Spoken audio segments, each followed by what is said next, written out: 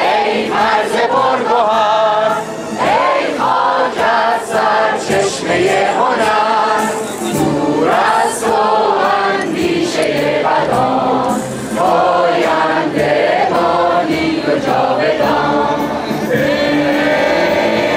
دشمن از تو سنگ خاره ای من آهنم، جان من فدای خاک پاک میهنم. مهر تو شد پیشم، دور از تو نیست اندیشم.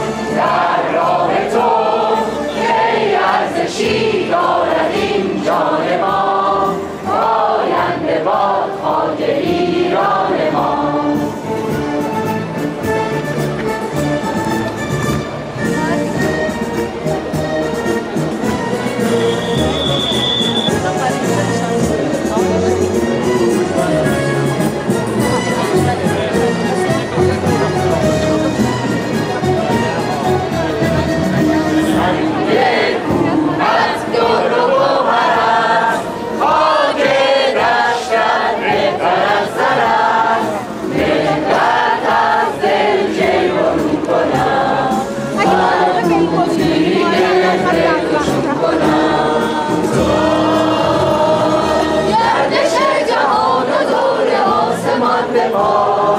نور ایزدی همیشه رهنمای ما، مهر تو شد پیشم، دور از تو نیست اندیشه.